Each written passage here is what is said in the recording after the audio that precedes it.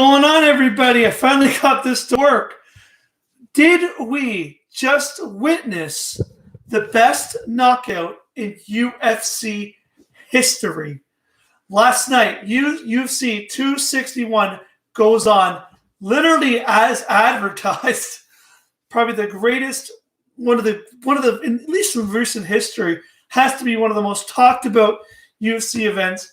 3 title fights in front of 56,000 fans in Florida. And did it ever go off with a bang? If you have any comments, leave some comments to the side. I'd love to hear what everyone's thinking about this. I'd love to know what your thoughts are and what everyone's saying. So I hope everything's going well with the microphone and that everyone can hear me. Hello? Hello? Hello?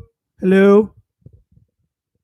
Never done this before, so just want to make sure it works. Yeah, I've never done this before, so I hope everyone can hear me. So if not, sorry. I'll try to get this working eventually, but we're going to go through the whole card at one point, but I really want to talk about the fact that, we thought we were going to come on even after the co-main event with the way how Rose Namajunas, after she lost a bunch, finally regained that confidence and fought her whole way back, fought her way back into the main event picture, fought her way back into the main event picture of the division, finally got her title shot again, knocked out Jessica Andrade in under 2 minutes with a brutal head kick. Everyone thought, "Oh, this will be the talking point." We were wrong. It wasn't. We thought that Jake Paul knocking out Ben Askren was going to be the talking point of April. We were wrong. We were wrong. It's not. It's Kamaru Usman. Kamaru Usman knocking out Jorge Masvidal to last night with one of the cleanest punches to the head I've ever seen. It was just a brutal, scary fight. From the minute that fight started, it was violent. There was no protection. There was no friendly gestures. This was 2 guys trying to literally kill each other in a UFC ring. And they just delivered. They just came out and just started punching each other. Shots to the head, laughing at each other. Literally laughing at each other. And it didn't go very long, only 1 minute and 2 seconds into the second round. And Kamaru Usman evades Jorge with a really good punch and gets him right clean in the jaw. Just one punch, boom. And he goes absolutely flying. It was just blew my mind how these guys, I always sit here and I've never been in a fight in my life, and thank God, because when they wake up and they just don't know where they are and they don't know what they've done, I just couldn't imagine being in that state of mind. Just hats off to anyone who does this sport, because when you're getting punched and kicked in the head like that, I don't even know how I don't even think I'd be able to get slapped in the face and still be standing, but it's just wow. So we're going to go over the whole card again. Like I said, if you have any comments, if anyone does watch this, thanks for coming by. If not, that's okay too. Just wanted to try this out on YouTube, see what happens. So, yeah. So, man, Kamaru Usman, for the second time, defeats Jorge Masvidal. And the first time wasn't this groundbreaking wow. And it's funny because when we talk about the greatest UFC fights, we talk about Chuck Liddell and versus Randy Couture, and we're going to talk about Ben Askren versus Jorge Masvidal because it was the 5-second fight. Even Jose Aldo versus Conor McGregor, that was 8 seconds. And these fights were just wow. They were it was on and it was done in that amount of time. And it's funny how now we're sitting here thinking that, is this the best fight? After the fight, everyone on Twitter was, this is the best fight ever. This is the best knockout in history. And it makes me think, like, is it? We've seen a lot of good fights, and I'm sure we'll see another one that we'll say, is this the net? Like, this will never be the last time. We always ask ourselves, is this the best fight in UFC history? But it might get added to that because the fight starts, there's 57,000 fans, and it's just, like I said, there was none of that. Oh, shake your hand. I'm glad we're finally fighting. WrestleMania got criticized because even though it was staged, the two girls, Sasha Banks and Bianca Belair, were trying to put on a fight, but having this emotional cry that we're finally back in front of fans. And I thought, you might get that. You might actually get somebody who gets a little wound up in the emotions of, fighting in front of fans. Because even though it's a job, the fans are what makes it, right? When you're fighting with no crowd noise, no cheering, no booing, no anything, it's got to be different. And I'm sure if I knew any UFC fighters or people who fought, I'm sure they would tell you that. You watch the hockey, the football, the basketball, and they've all come out and said it's just not the same without the fans there. Like, even Joe Rogan had said on the main event, he said, even for the prelims, the fights that no one was there for, they were there. They were there at 6 o'clock. There wasn't an empty seat. That stadium was 100% full to the maximum right on the start. And that just goes to show you that people were so excited finally to see something live. And I thought maybe you will get your moment of maybe somebody will have a breakdown or somebody will have a kind of get all emotional, finally getting back to what they love doing, which is fighting in front of people and putting on a show, ultimately putting on a show for 60,000 people. But, was I wrong? There was absolutely none of that. These two wanted to prove something, and they just dropped their gloves and went out there and started throwing punches to each other's heads like whoever falls first is going to win this fight. And it was amazing to watch. It was absolutely chaos, madness, everything you'd want it to be. It delivered. It delivered on a performance spectacle. It delivered on a wow, shocking factor.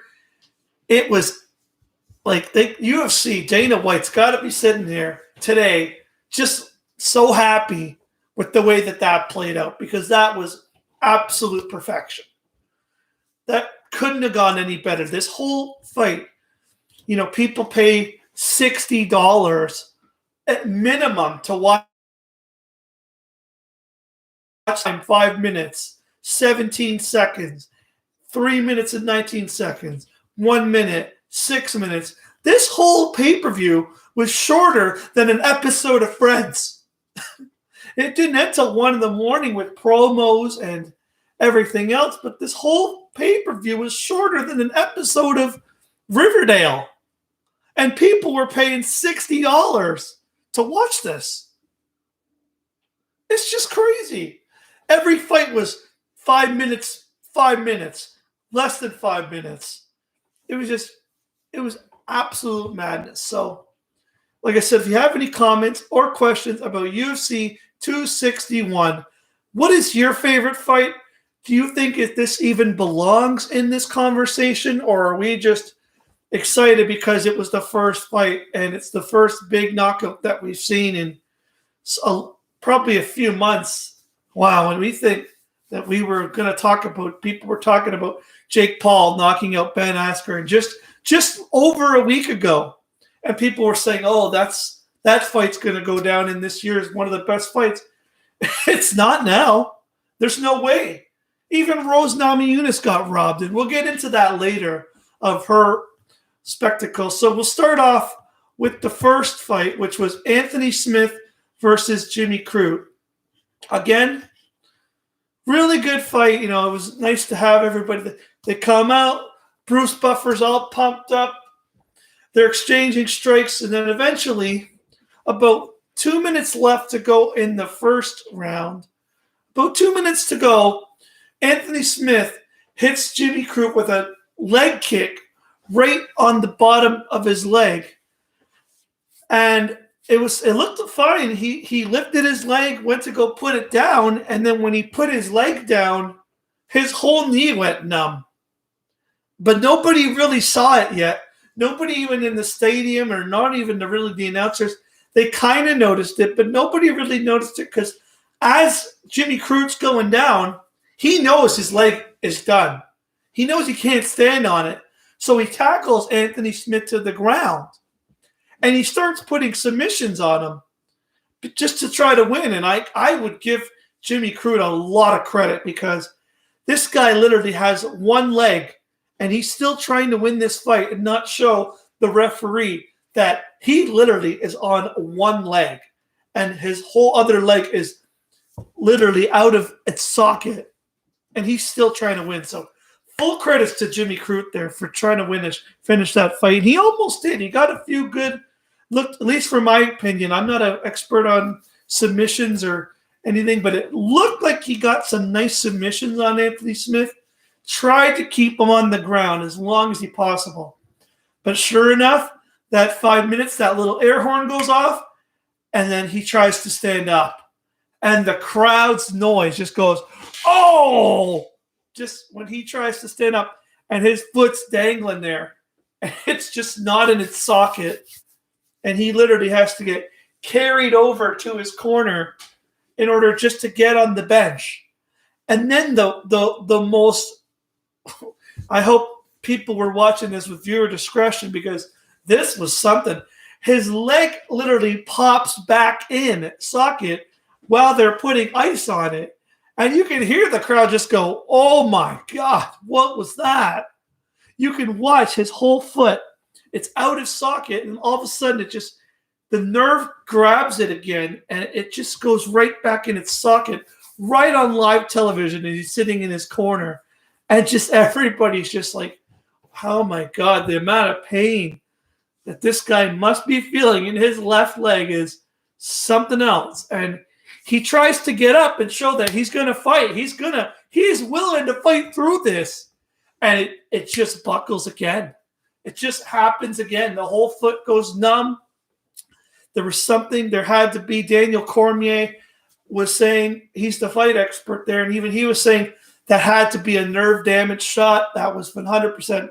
That's not an injury. It's just a nerve.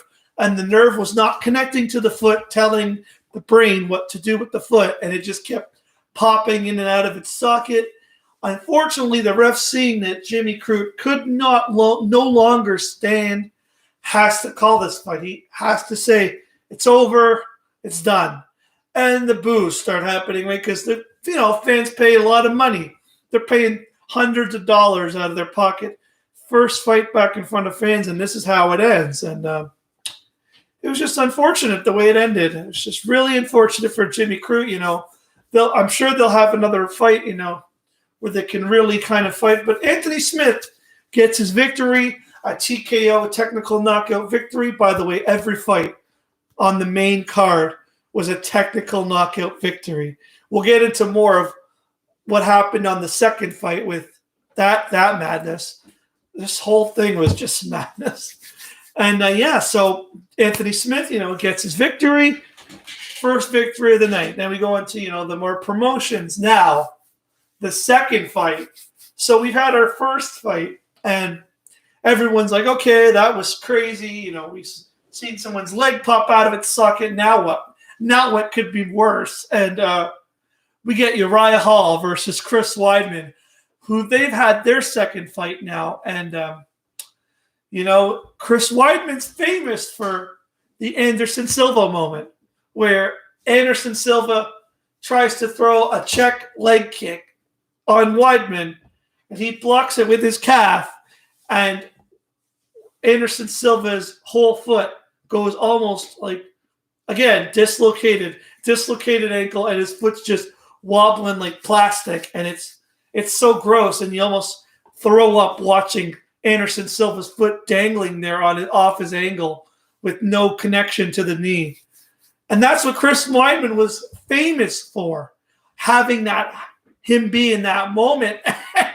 It's not funny, but, they get in the ring and he does the same thing. He goes to throw a leg kick. Uriah Hall blocks it. And again, for the second time in this pay-per-view, someone's ankle gets complete. Well, his was way worse. Smith's was more of a nerve damage. I think Chris Weidman shattered his leg. His whole leg was just not connected to it. Looked like it wasn't connected to anything, and just looked like a piece of spaghetti lying there. And they even were saying Joe Anik was saying on the broadcast, if you're squeamish, look away. Honestly, do not watch this because you will get sick. You will want to throw up. And I almost had to look away. It's the first, Dana White says it's the first fight ever won without a single strike being thrown because according to UFC rules, a checked leg kick is not a strike. So in Chris Weidman's fight, there was at least a punch thrown when he did it to Anderson Silva. This time that was the only thing that was thrown. Within 5 seconds, this fight was done. And he was down, and the referee has to call it. And the fans boo again because they have paid all this money, and the first 2 fights were done with leg damage, unfortunately. Almost similar endings, but Chris Weidman, thoughts and prayers go out to you, brother. I hope you're all right. That was brutal, watching his leg just not be connected to anything and having to be stretchered out of the building. And Uriah Hall you could just tell, when you're a fighter, they go in there going to murder each other, right? They go in there to rip your head off, choke you out, and knock you out. But you can tell they want to win with pride. There's some sort of pride that they want to win fair. They want to win with a good fight. And you could just read it on his face. Uriah Hall was emotionally upset when he saw Chris Weidman go down. He was crying. He felt bad for him. And it just shows that these people are human. They're not monsters like we think they are. They might look like it sometimes, but they're human beings too. And it was just unfortunate to watch Uriah Hall. He was in his corner. He wouldn't look at the replay when they showed it on for the fans. He was in his corner with his head down. He was paying ultimate respect to Chris Weidman. So congratulations to you, Uriah Hall, for just having to be in that situation. You've just won. Yeah, you won your fight, but you didn't win it the way you wanted to. And just the way he showed respect for Weidman, I got to give full props to him. That was amazing. And, he's doing his live interview, and he's, again, 100% great person, Uriah Hall, saying that he wants to give him a rematch when he's healthy. This is not how he wants to take the victory. So that's good. And then this is where so we've got through the first 2 fights. Now the next 3 fights are all title fights. They're all for a championship, for something to prove. And this is where the night just goes from kind of crazy to just, oh my God. We have no idea what we're about to see. And when you're watching it live, you have no idea what's about to happen. So the first title fight was the women's flyweight title with Valentina Shevchenko, who has taken that division and just turned it around. She is the star. She doesn't lose to anyone. She is the flyweight division versus a girl who has crazy knockout power, was considered to be a really top contender for Shevchenko, at least some people thought, but it just Jessica Andrade, just could not. She doesn't have it versus her, and it showed. It really showed last night that just Valentina just is way stronger, more physical, punching her in the head, connecting, kicking her, taking her down, just getting her on the ground and just completely dominating her to a point that that was not a close fight. Even though it's one of the only fights that made it into the second round, believe out of 5 fights, the only fight to actually make. Oh, sorry, I apologize. It was only one of the 2 fights to make it into the second round. I forgot Usman made it to the second round. My apologies there, but yeah, it was just craziness. And Shevchenko gets her on the ground, gets on top of her, and just starts bombarding her, Andrade, right in the side of the head with elbows and strikes, and just keeps pounding her elbow into the side of her head. Andrade's head right here starts to bleed. The ref sees enough. It's done. And everyone's like, that was great. That's a main event for the fight right there. And we still have 2 left to go, people. And everyone, even Joe Rogan was saying, and Daniel Cormier was saying, that was good enough for me. Like, great fight. Shevchenko is unbeatable. So we get into the co-main event of the night, which was Ziwei. I'm sorry if I mispronounced this, but Weili Zhang, who stormed the world the last time she fought, when she's been through hell and back. She was the champion, then she lost it. She lost her strawweight champion. She took a few losses here and there, but she's been building back, and that was her whole story through her promo at the beginning of the fight when they're hyping it up for the crowd and trying to get the crowd showing. You see how she just talks about, this is my road back. I can't fail this time. If I fail, I'm done. I don't want to do this anymore because I've had to fight so hard just to get back to this moment, to get back in a title picture. And you could tell that this was a very emotional fight for Rose Namajunas. She wanted to win, and she felt like she almost had to win. And for the co-main event, 1 minute and 18 seconds into the fight, Rose Namajunas lands a perfect, picture-perfect leg kick right to the back of the neck.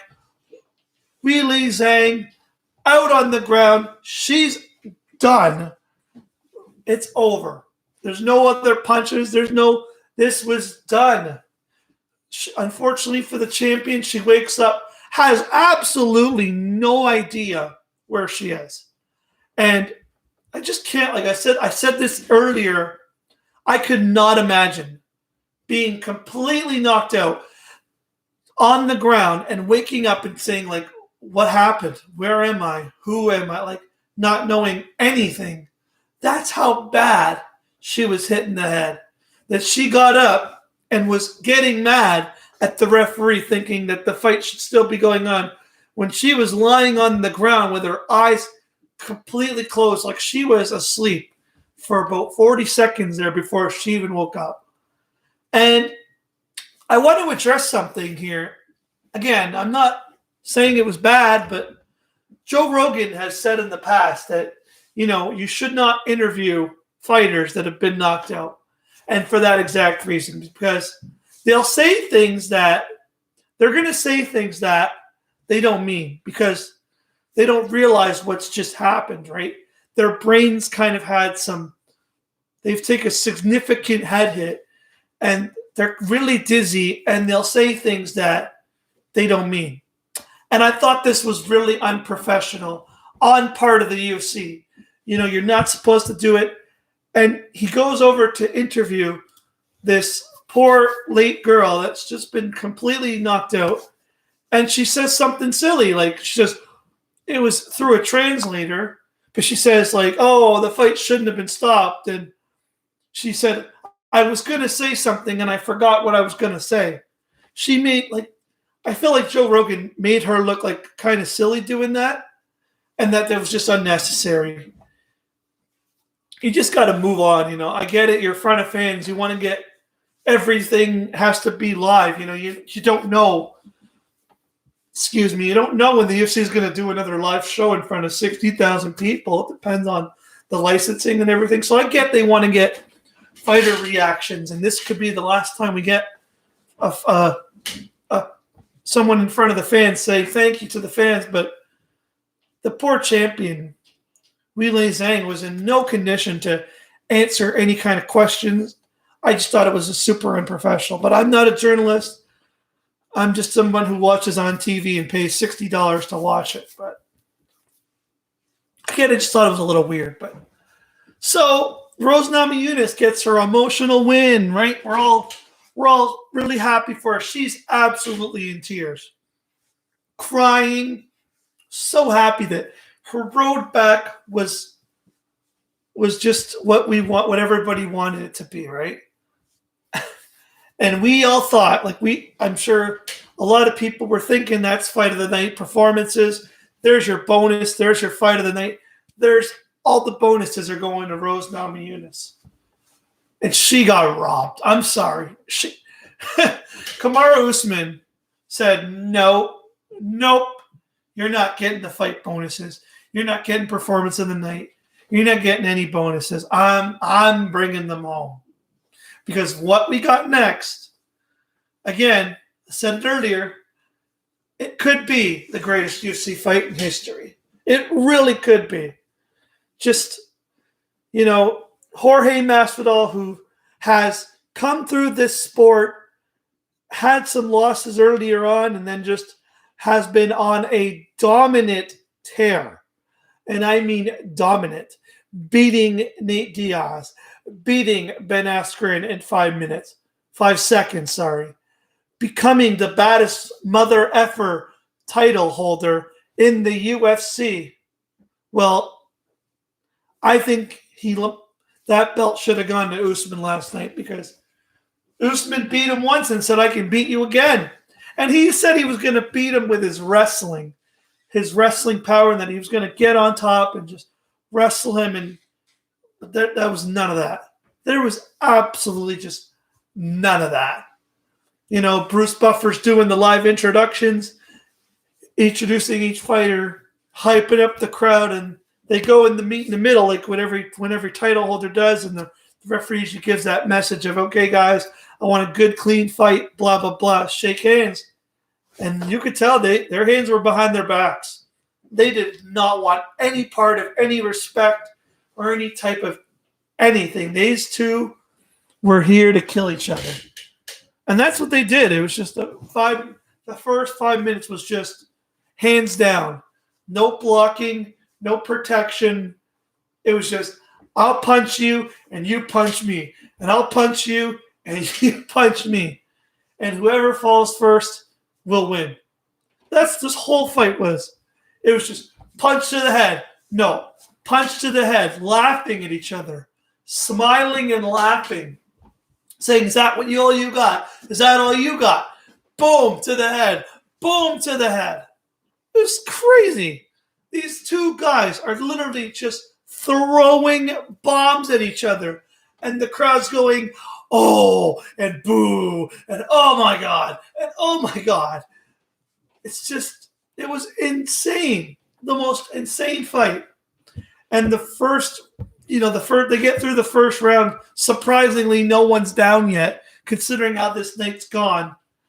And the crowds are going nuts for this. They get back into the corner. They are ready to go in the second round. The second round comes out, and it's just the same thing. It's just, Usman's laughing at him. They're trying to play mind games with each other. And then Masvidal tries to land this punch. Usman evades the punch and gets one of the cleanest shots I've ever seen watching UFC. I've watched a lot of pay-per-views, probably back right around UFC 167 I started to watch. And I got to say, that's got to be one of the cleanest one-punch KOs I've ever seen. Just gets him right on the jaw, spit everywhere, completely just all this saliva comes out of his mouth, and he just hits the ground. Boom, Head bounces off the mat. Usman still in the mood of going to punch him. He does try to recover, I can tell. They did say on the broadcast that it seemed like Masvidal was kind of still there, but he really wasn't. He tried to kind of show, I'm not out yet. I'm not knocked out, but Usman comes over, still tries to just punch him, and referee Herb Dean just like, nope, this is done. So it was that one punch KO that, and yeah, that was it. 5 fights, 60,000 people, and it was all over within probably 15. In total, the fights were probably done in about 15 minutes. So, yeah, UFC 261 goes off with a bang. Unfortunately, we didn't get any comments. I would have loved to hear what you've seen, but unfortunately, I'm not a big channel. So if anyone is watching this right now, thank you for watching. If you did watch or did come by at all just to see what this was about, I hope my microphone's working fine. I hope the sound's going good. I've never done this before. I'd love to do this again one day. Maybe we could do it for at least playoffs preview. But yeah, that's it. That's all I really have to say. If you like what you see in the comments, if you like to see me do this again, let me know. UFC 261 goes on with a bang. Is it the best knockout in history? We'll find out. Anyways, this has been Lane Dashko on YouTube. Special edition of Sports Talk with Lane. Stay happy, guys. Have a great day. See you guys later.